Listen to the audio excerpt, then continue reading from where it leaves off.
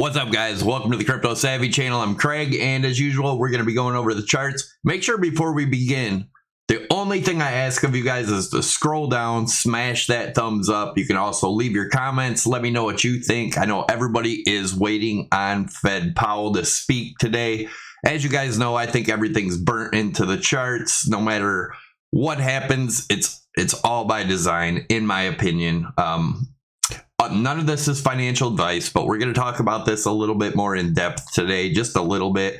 As you guys can see, the Dow futures are down 49, S&P down 225, NASDAQ up 425. Now, I know a lot of people think the Fed doesn't want this to happen, so they're going to do this to make this happen. Guys, it's all a plan, and they don't care about the markets. I do believe this is the biggest money grab in history taking place, which can be great for you. As I've explained many a times, I think this whole thing is going to resolve itself probably in the middle or end of next year, possibly longer, but that's what I'm looking at, and I'll show you why at the end of the video. We're also going to take a look at the macro Elliott wave count for Bitcoin and why I do believe Bitcoin has just been in a massive bull run since its existence, along with the Dow and regular markets. So let's take a look at what's going on.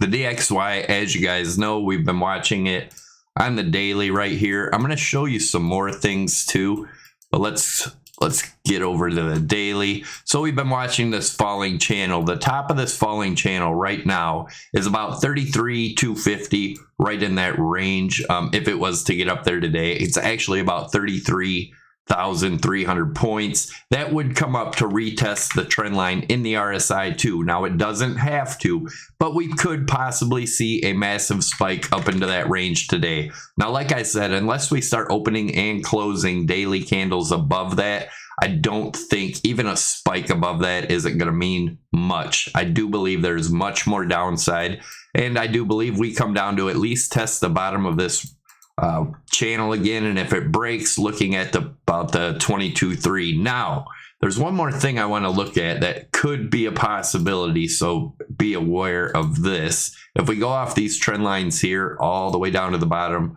bring it up to the touch here. Remember, we need alternate touches, one on the bottom, one on the top, one on the bottom, and this one would be all the way up to, let me clone this and put it up there.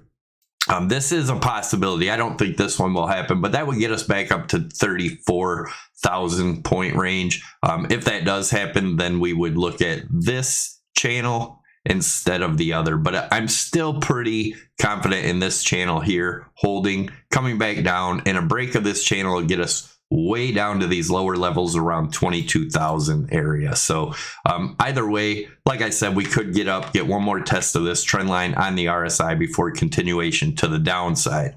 So depending on what's said today, people are gonna say that's what moved the markets, but altogether, I think the plan is much bigger than what people think, that Fed's going to try to save the market, blah, blah, blah, blah, blah.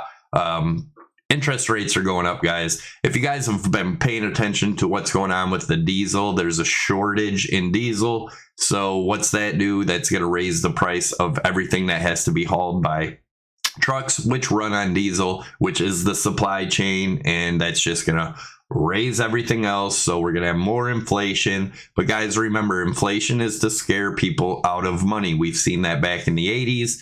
We've seen it plenty of times. 2008 happened for a little while, but every time that happens and they tell people to hedge into gold and silver, which we're going to take a look at those charts too, and I'm going to show you that compared to the DXY, what happens. The DXY goes up, everything else goes down, because smart people, or the people in control, get into the dollar, make the dollar strong while they're in it, and then when the markets crash, they take that strong dollar and they buy the bottoms of the market, and then they have a lifetime of just continuation to the upside, right?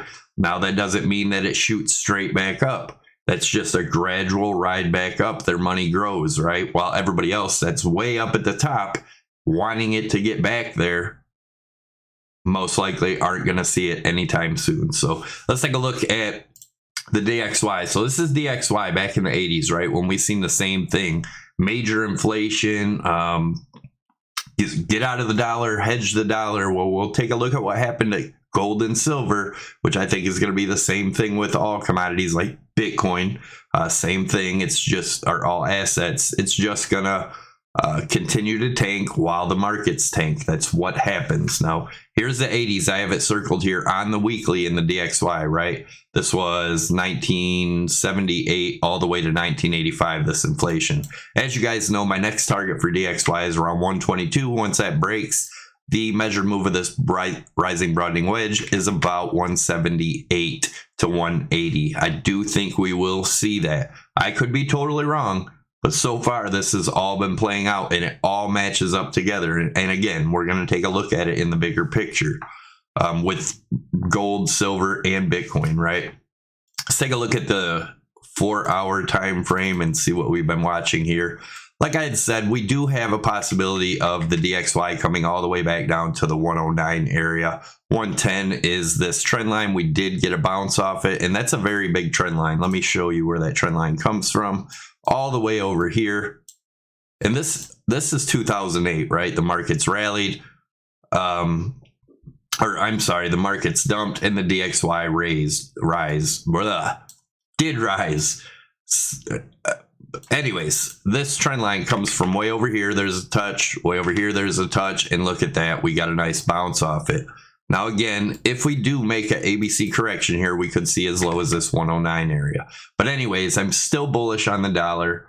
Nothing has changed there, in my opinion. We did get a rejection on the daily at our 111 that we talked about yesterday. Again, if we do come down, retest this blue trend line. Now, if this blue trend line breaks, then I could be wrong. If we get lower than this 109, then we don't have any support till around 105. But as long as we stay above this 109, guys, I think we have much further down to go. If you guys are interested in trading before we move forward, definitely check out Prime XBT, by far my favorite exchange. They don't trade against you like the scammy exchanges. Be careful out there, guys. Link is down below. I also have a tutorial on my YouTube page. I will leave it up top at the end of the video, along with my December 2nd Amazon compared to Bitcoin chart, where I started talking about that. No one believed me. Now people talk about it. But anyways, you could use my promo code SAVVY50. That'll get you up to a $7,000 bonus. SAVVY25 will get you 25% off your fees. Now, this is my Elliott wave count, the big wave 1 with 5 waves in it. 2 with the 3-wave structure to the downside for wave 2 down, then wave 3 up, I do believe. Like I said, Bitcoin has been in one massive bull market. Now, people talk about the 4-year cycles. Well, if you pay attention to when the 4-year cycles occur, same time the 4-year election cycle occurs. I don't think it has anything to do with the Bitcoin halving, because really, in reality, everybody knows there's going to be 21 Bitcoin, right? So when the daily supply gets cut in half, really doesn't affect anything, because we know what how many Bitcoin there's going to be. So if it was going to be that great and just moonshot because it's so rare, people would just go ahead and be buying it now. They're not. They're not buying it now. Why? Because we have much further downside to go, in my opinion. So a lot of people say, well, wave 3 can't be the shortest. It's not the shortest. This is the log chart to show you the count. The rule in Elliott wave count is wave 3 is often the longest, but never the shortest. So it doesn't have to be the shortest. One more thing I want to show you on this chart. As you can see, these blue areas here, this is the RSI, supply and demand. You guys can find that in TradingView. But as you can see, the top of wave 1, boom, that all popped up. Top of wave 3 popped up again, and the top of wave 5. And each one of these gets smaller, and each time we break lower when it's real small, right? Supply and demand. You can see here it held. We broke through a little bit here. I think it was about 30%. And now we've broken through a lot. This is all a cycle, right? So what I believe, and I'll show you this in the, let's look at it in the regular linear chart, right? And you can see wave 1 was small. Wave 2 was huge. Wave 5 is the blow off top here. Wave 5, that's a extended 5th wave, which usually ends bad, which looks like it's ending bad. But that's what I'm looking at, guys. I do believe this is a 5-wave structure. This is the first real bear market. That's why I believe we could go down to that 3,500. It's possible it goes lower, but let's take a look at the charts. We'll take a look at the smaller time frame, then I'll look at the weekly, then we'll go into the gold and silver and show you what that did in the 80s, right? Well, everybody's saying buy gold, buy silver, hedge for inflation. Remember, guys, when they tell you to hedge for inflation, it's not what you think. They are getting in the dollar while they're scaring you out of it so they can buy the bottoms of these markets. That is my opinion, but so far it has been playing out beautifully.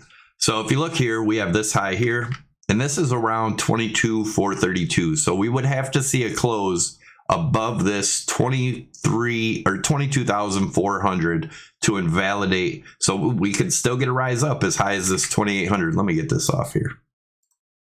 So we could still, to the 21,800, we still could get up to that range. We could get all the way up to the 22.4. So if we do have a FOMO rally today or tomorrow because of the Fed rate hike decision, blah, blah, blah, then, you know, we could see some craziness get up into these ranges before coming down. But as you can see, no matter, even if we do get up all the way up to that 24 something, as long as we don't close above that, we're still going to have hidden bearish divergence. Hidden divergence is a continuation of the trend. The trend is down. Hidden divergence is very powerful. So if we do, we could, like I said, get one more spike up into this range, and that would still make hidden bearish divergence, right? No matter what, I think we have a lot more downside to go. If you day trade or whatever, that's pretty risky. I like to swing trade. It's much safer, much more relaxing. You don't have to stare at charts every day. But hey, to each their own, right? Anyways, so that's what I'm seeing there. Let's take a look at it in the bigger picture. This is the 4-hour again. Now this shows us getting as high as 24.63. Now if we start breaking this range and holding it, then I start to turn bullish. But until then, nothing in the macro is bullish. I will show you that here in a few. As you guys know, my next target's around that 14.5 once we break this 18.2. So if we break this 18.2, I think it's a great place to put in a short, put some stops up at maybe 18.5, 18.6, and ride this down to at least 14.5, right? Let's look at it in the daily and see how this RSI is resetting. So looking at, let me go back to the 4-hour and just show you my other targets here. So this is another possibility. We broke out of this triangle. The measured move of that triangle gets us up to around the 21.5 range. That is a possibility to get up there. That would be the first place I'd look for a rejection. Like I said, if we get above that, it holds as support. We could go back up to this 24.5 range, possibly, which is the top of this old range here. Anyways, it's not looking too promising, guys, but we'll see what happens. Like I said, be careful today because with the Fed decision, there's going to be a lot of, you know, smaller movement in the market. You might see a big spike up, big spike down, but either way, the macro is not going to change unless we break these higher levels. So let's take a look at the weekly. Weekly, the same thing. We had the high from here to the low. We got rejected at the golden pocket zone so far. We are not able to get above the 13 EMA right now, and that's around the 20,800. If we open and close a weekly above that, then we can start looking for that 21.8, you know, back up to the higher levels. But the other thing I want to look at, you can see this weekly RSI right here. We are now testing the trend line. I've been talking about this for a long time. We'll take a look at that in the Amazon compared to Bitcoin chart. Once we break this, I think that will be just the false bottom, and then we'll come down to test. I don't think that's going to happen now, and I'll show you why in the next chart. So here is the Amazon compared to Bitcoin chart. I believe we're somewhere in this area. I warned you guys back on December 2nd when I made the video, which I'm going to leave up top along with my Prime XBT tutorial at the end of the video. But you can see I talked about it way back here. You can hear about it in that video, how a bubble pops. Now, this is not an Elliott wave count. This is just a bubble pop pattern. I showed you the macro Elliott wave count already. But what happens, you get a big dump, then you get a rally. Everyone gets bullish again. They get exit liquidity, boom, just to make a lower low. Then people wish they would have sold up here. Then we get a rally, and they still don't sell because they think that was it. That was the bottom all the way down. It just continues on. Our false bottom was once we broke this weekly resistance right here, everyone gets super bullish. That was a good rally. That's a good spot to long in the macro if you are swing trading. If that does happen over here around the 75 to 85,000, maybe buy some Bitcoin, hold it for a few weeks to a month. Maybe we get that 100% rally from 75 to 8,500 all the way up to 14,000, somewhere in there. We will be keeping track of that. Make sure you subscribe to the channel. Make sure you smash those thumbs up. Make sure you tick your notification bell to get notified when I post new videos. I will be keeping track of this and giving you my views on the market. Also, right here, you can see we're at this trend line again, just like we were here. I expect a rejection.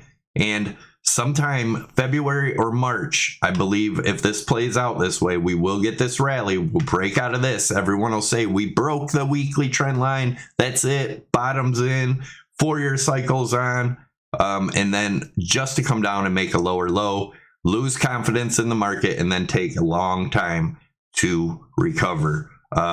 As you can see back here, it came up, came back down for a retest. That was the bottom. We looked for that here. I believe that'll be sometime in the middle or end of next year if this time frame plays out. It has been playing out to the T, and I will show you in the next 2 charts. So, and then we'll look at that gold and silver, but you can see here, if this plays out the same way, this is the weekly on Amazon. This is the weekly on Bitcoin. As you can see, we get down to that 3,500-ish range. It doesn't have to go that low, but I still believe we break well under 10,000 by the middle or end of next year.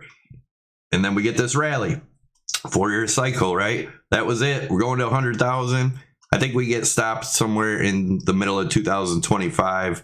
This one was October, so middle or end of 2025. Maybe we hit that 34 or 35 to 45,000, somewhere in that range. Come down for another downside and then back up. And what does it look like in the big picture? Right here is the Bitcoin weekly chart. Here is the weekly Amazon. If we overlay it, timing and everything plays out almost identically, and it shows 10 years until the break of the all-time high. But there is tons of opportunities, long, shorts, all kinds of stuff in here, guys, over them years. This could be the opportunity of a lifetime. If this plays out, you have a roadmap right here. Keep an eye on it. If it breaks, and I've talked about that before, if it breaks this 21 EMA before getting down to these lows, then that invalidates this chart. But until then, guys, I am playing this. This is a huge opportunity. It's not saying Bitcoin's dead. What it's saying is Bitcoin is not ready, and traditional markets drag other assets down. Here is gold. Remember 2008, DXY skyrocketed. Gold fell. If we look back here in in the 80s, gold plummeted. What happened with DXY? I showed you that in the beginning. Shot straight up. As you guys know, here are my targets for gold. This chart is a year old. We've been looking for this 1561, and remember, if that breaks, our next targets is 1432. If this white trend line on the bottom breaks here, we're looking at these levels here. We go back to the weekly. If everything does continue to fall, it could get really, really bad. First, we would have to break this here, this level at 1450-ish. If that does break, 1211. If that breaks, 913. If that breaks, 670. Let's take a look at silver. Here's silver's weekly in the 80s. While DXY skyrocketed, inflation, right? Hedge against the inflation. Well, we see what happened. And then what happens at the end? Then they buy them assets while the dollar is super strong, and boom, they get a rally afterwards. They make tons of money while everybody else is like, what the hell just happened? Tons of the same thing. Look at what happened in the 80s. Look at what happened in 2008. Everything fell. The dollar rose. Let's take a look at the daily. This chart, we've been watching this for a year. These targets haven't changed. This is the silver chart. Right now, our resistance is around that 20 bucks again. I do believe we get down to this 1550 level. And if that breaks, much, much lower, talking like a $7 silver. If you don't believe that can happen, guys, look at the past. I do believe that is a very good possibility. Be careful out there. And that really is it. Don't forget to check these videos out. One is the Prime XBT tutorial, and the other is the Amazon compared to Bitcoin chart, which I started talking about in December 2nd, 2021. No one wanted to listen. You can see what's happening. Just be careful out there. Remember, none of this is financial advice or guaranteed. It's just my views on the market. So far, so good. Have a great day, guys. I will be showing an update on Twitter. If they are doing anything to the house today, I'm going to run over there after this video. So again, thanks a lot. Leave your comments down below. Share the video if you would. Do not forget, smash those likes. Take it easy, guys.